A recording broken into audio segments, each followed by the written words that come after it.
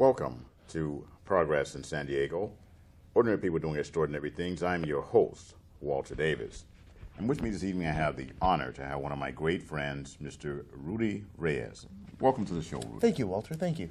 And Rudy is running for Board of Supervisors. He's a candidate and has a very interesting story. He's called the hero of the Cedar Fire. And with that, I'm gonna turn it over to you, sir, and give the audience some of your background. Okay, well, I guess from that one I should start off with the fires and how I got in there. There you go. I'm known as the hero of the Cedar Fire simply because of the fact that on that first night of the fires, I was the only one getting people out.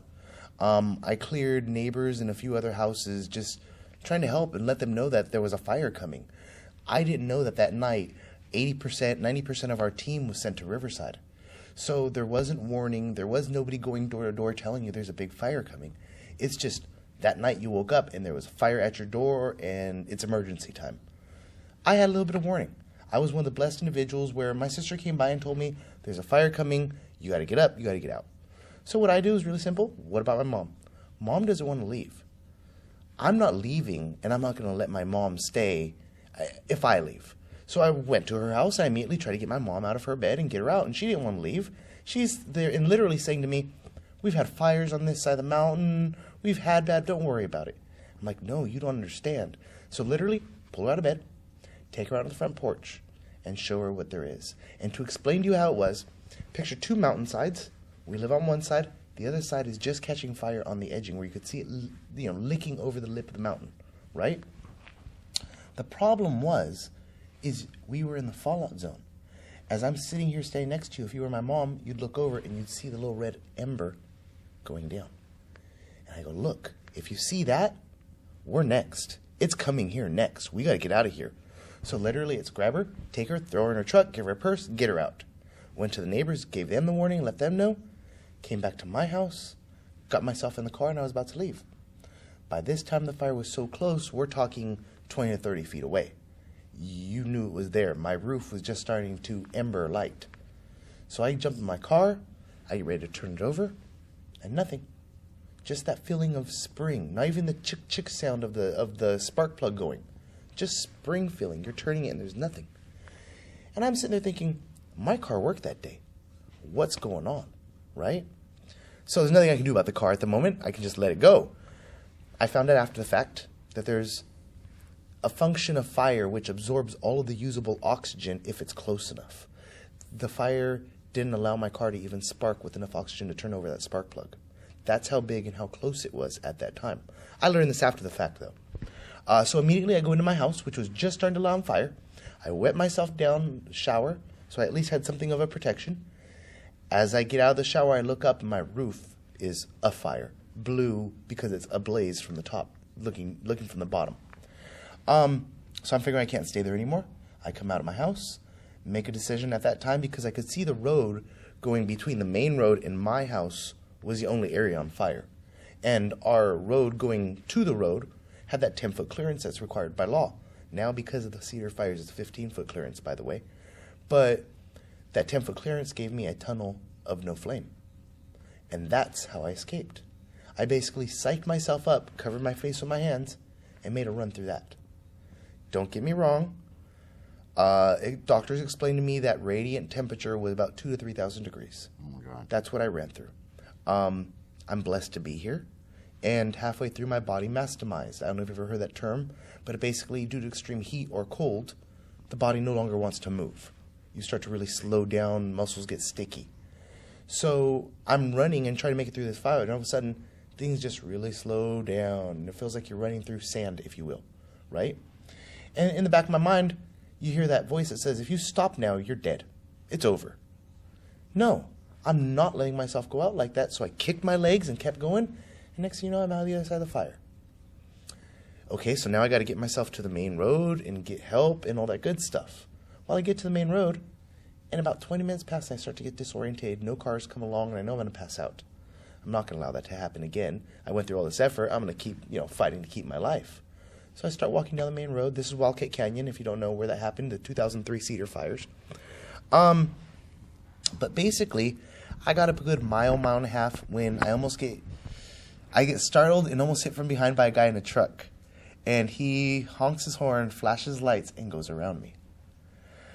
I'm like, okay, I need your help. I kind of flipped him off and kept walking. Got about a quarter mile more, and this lady in a big white Suburban shows up behind me in her car vehicle. And this is 3:30 in the morning. You can barely see anything at this time, especially with a fire. You can barely see 10 feet in front of you. So I wasn't walking right in the middle of the road. I was walking along the white line on the side of the road. She stops. And she tells me, like she's my mom, really mad. You get in this car right now, God damn it. Excuse that, but that's what she said. And I'm like, thank you, excuse me, but, thank you. I need the help. So I hop in the car, and she tries to keep me calm going down the road. And we get to the bottom, and she tells me she's going to get the paramedics. I'm that bad that she needs to get me the paramedics. And I'm sitting there thinking, I'm not too bad. I'm conscious. I'm not in pain. Key word there, I'm not in pain. I'm fine. I'm kind of looking at myself thinking, oh, I'm hunky-dory. She's going to get the paramedics. I come out of the vehicle, come around, and the paramedic sees me and goes, whoa, you got to let me help you. And I go, no, go find somebody who needs your help more than me. I'm not too bad. And he goes, whoa, whoa, whoa. Takes his flashlight, goes up and down, and goes, you'd better let me help you. Take that deep breath, and that's when he goes, if you go into shock, I can't help you then. I need you to get over to my unit and get in my thing, because I remember this very clearly. So I walk over to his unit, sit down on the gurney. Well, I'll step up the little stairs, sit on the gurney. He tells me, I'm going to put you out. I'm going to put you to sleep. That put me to sleep, turned into 2 months of induced coma. I woke up to 70 to 80% burns, surgery number 28. And like I said, 2 months, I was recognized as soon as I woke up as hero of. So I had all kinds of media. I had letters from Japan. I was a nationally recognized hero. I'm in the Smithsonian for having survived the biggest known fires in human history. Wow. Yeah. So immediately you get put in the position of, woe is me, or let's make it better. You've got all these cameras in front of your face. You're crispy critter. No other word for it. You're hurt. You're there in bed. What do? Well, I wasn't going to sit there and cry, woe is me. So I started to say things like, this is about San Diego repairing itself. This is about us all making it better. And how can I give back to my community for surviving and then making sure I'm here? Mm-hmm. So, with time, that was my point. I wanted to give back. I wanted to make life better.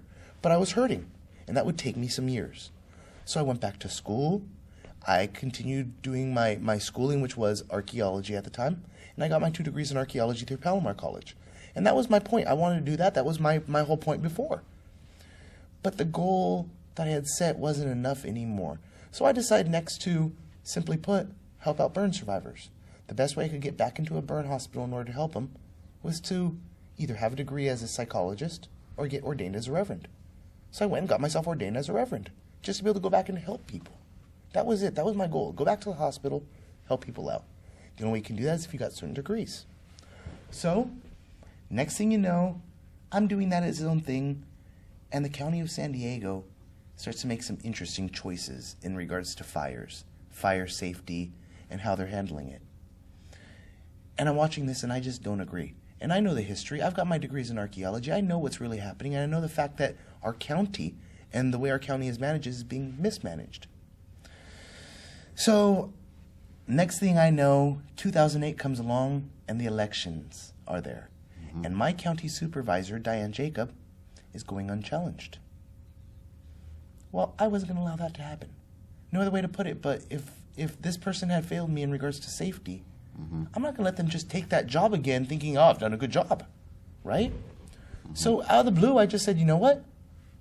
I'm going to run. I'm throwing my hat in this race. And I went to the county supervisors meeting, not knowing really what I was doing. I'm a rookie at this at the time. And I said, you know what? I'm going to run for county supervisors. And very rarely do they speak back to you at the county supervisors meetings. But the quote then was, good luck. You'll be lucky if you get 1,000 votes. I said, okay, interesting. So next thing you know, I made sure I was at Diane Jacobs' every meeting. Everything that she did, I was there purposely to speak in regards to burn survivors, speak in regards to the mistakes that have been made, and make that my squeaky wheel point. I was going to be the squeaky wheel over fires. That was it. I just wanted help to come to our fire safeties, mm-hmm. right?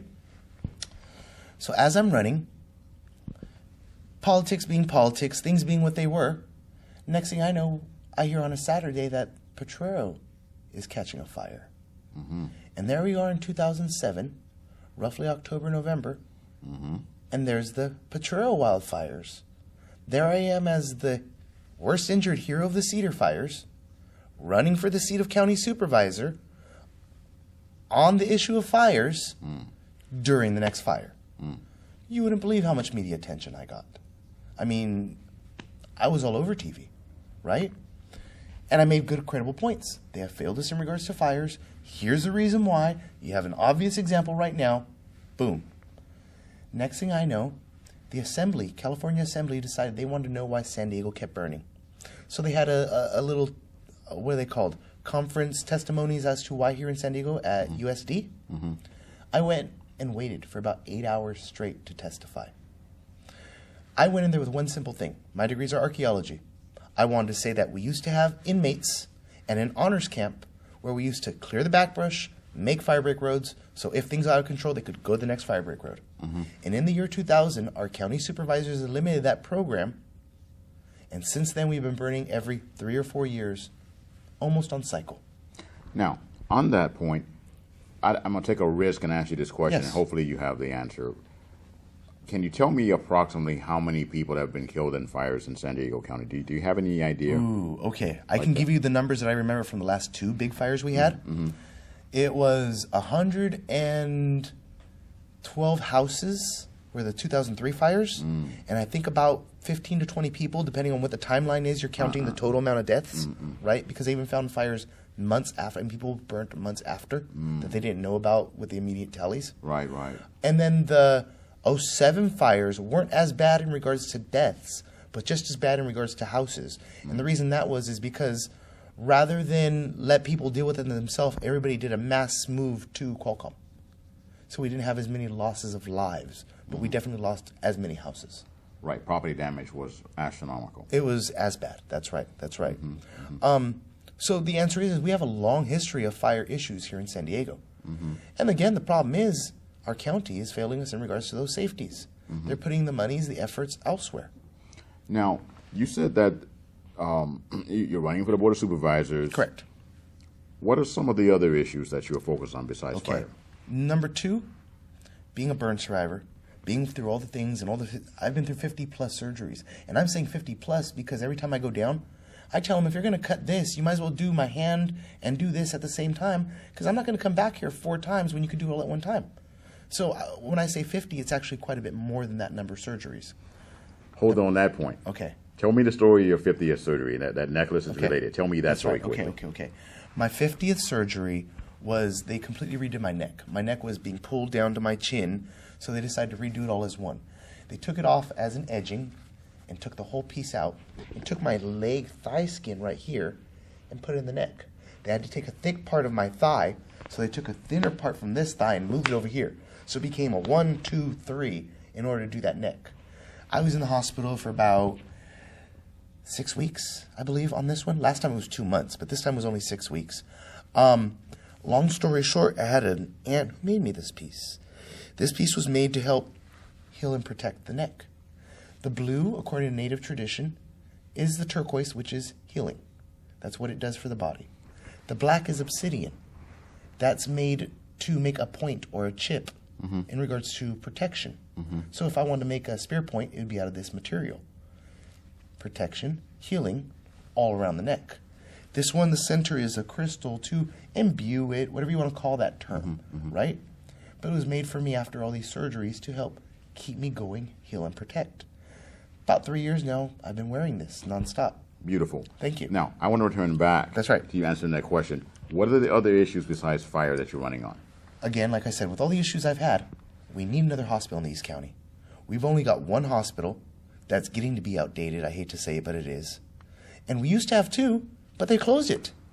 We used to have El Cajon, the one right there in El Cajon off of, in Lakeside. Unfortunately, we got rid of that one. Now we've only got Grossmont. We need another hospital in the East County. The East County is bigger than some states. I will repeat that. The 2nd district that I'm running for is bigger than some states. We need more than one hospital. That's ridiculous. Okay? The fact that I, as a burn survivor, had to be sent all the way to UCSD for burns, That's kind of far and out there. There's a chance I wouldn't have made it because of that distance. And I'm only right here in, let's say, Lakeside Santee. Mm-hmm. What if it was somewhere way out in the back hills? We need more safety than that. Wow. Okay? Part 2, very simple. Our county needs to go progressive in the future. We need to go solar and self-sufficient in regards to all energies. Not just one, all energies. Okay? I would like to see a solar panel on every house. Not for the house, just one panel. Not for the house, but to link to the next house, to link to the next house. So we can create a proverbial grid so we all get a reduction in our bill. We all can get a benefit out of that. One panel in every house isn't too much to ask. Simply put, we create our own grid. There's methods out there to pull water out of the air.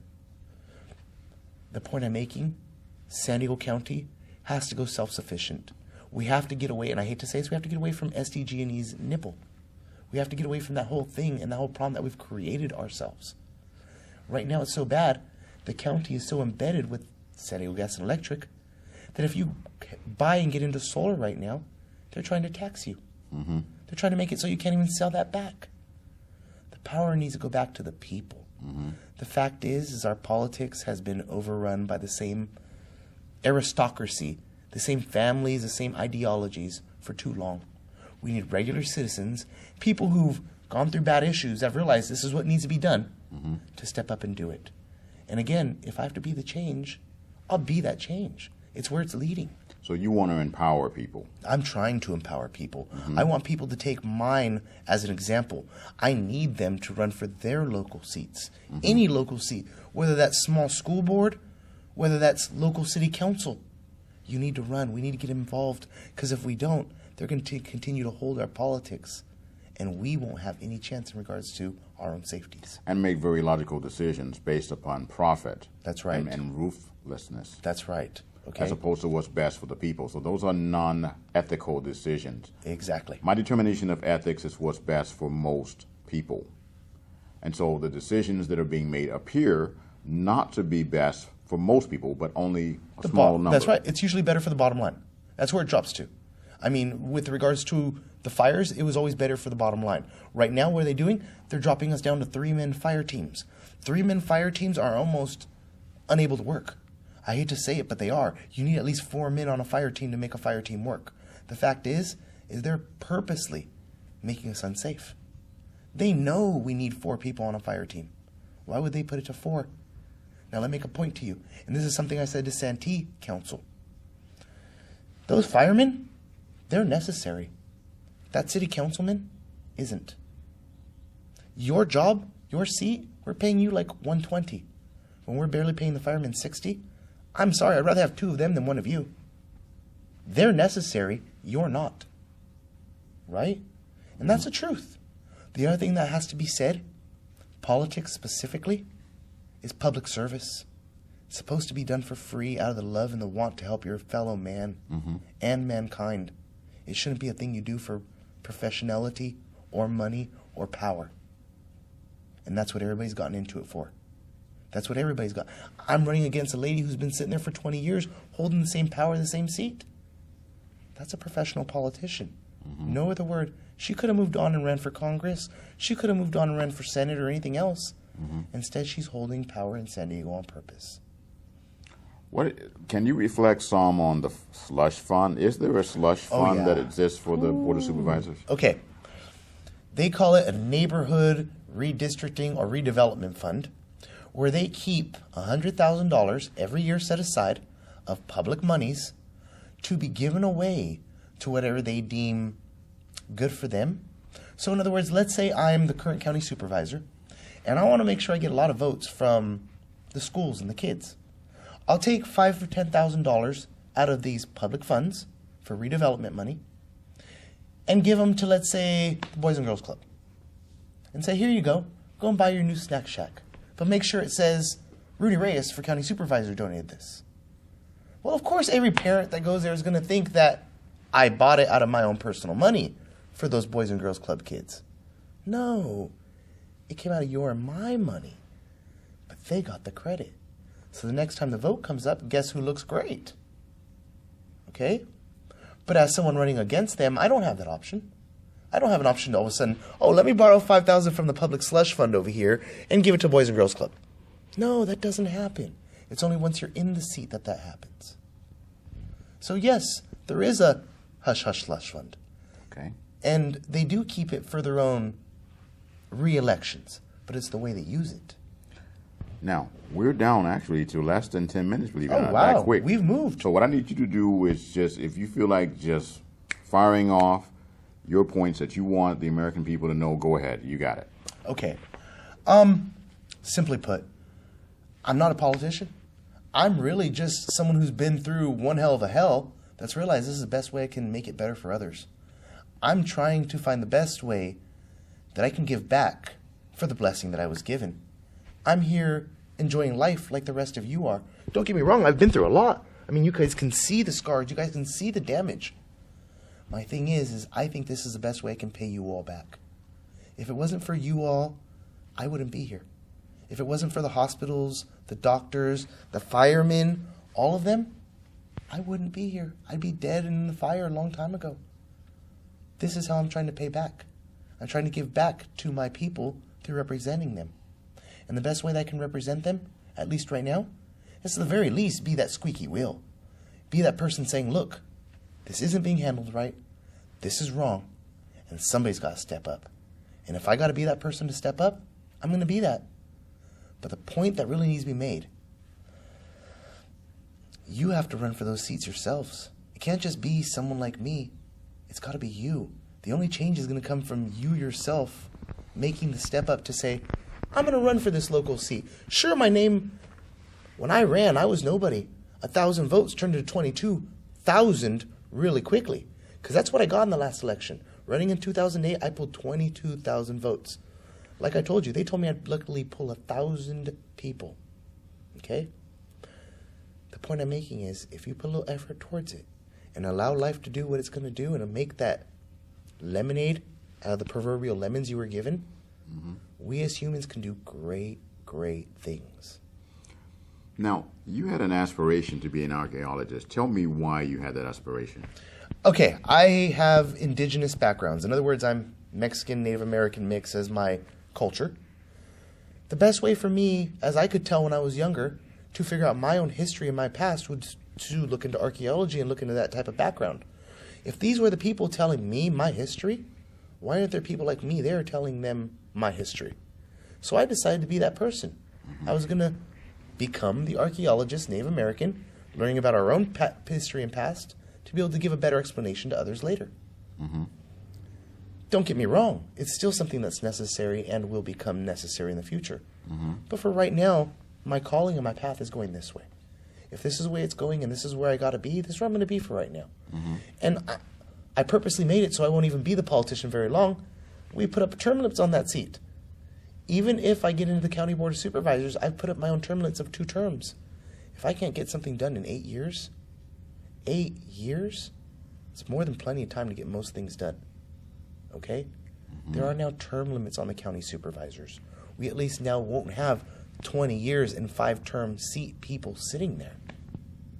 We need new blood. It's amazing how people will vote against their own best interests. Their benefits, that's right. That's right.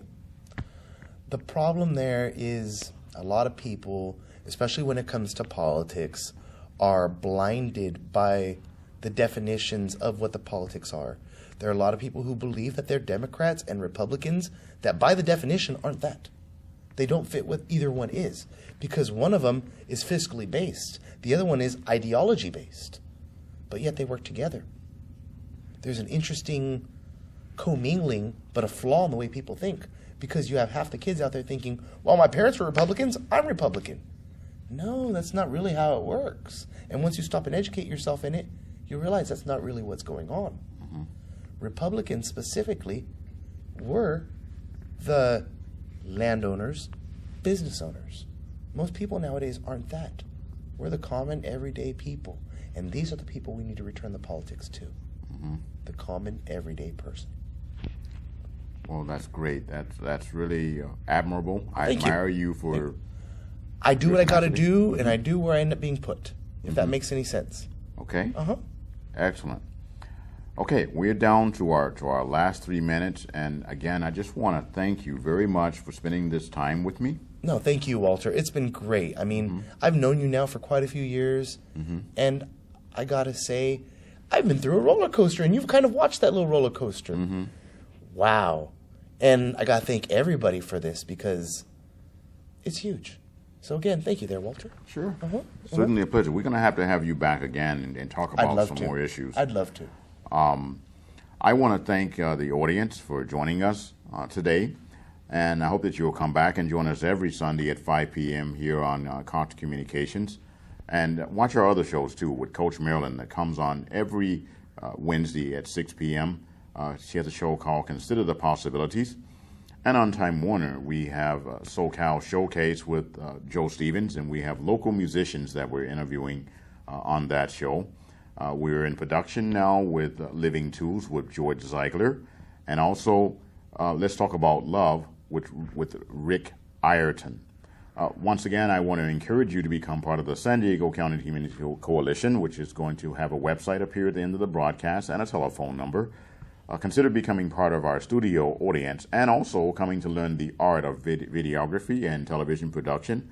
You may even get your own television show. We have a live broadcast that goes over the internet, and we're also on direct TV if you have satellite television. I know people that have that. Please blog about us and put it up on Facebook and Twitter and let people know that we bring everyday people onto the air and we try to get your story told, just like my friend Rudy here wants to return power back to you. So we try to highlight people that are focused on a mission just like we are, and that's to empower everyday people and to tell positive stories and to show you that we are the story here in our community. And that's not bears falling out of a tree and Britney Spears and some of these other ridiculous things that they put on the major media. So once again, I want to thank you for joining me. I'm your host, Walter Davis, and thank you very much.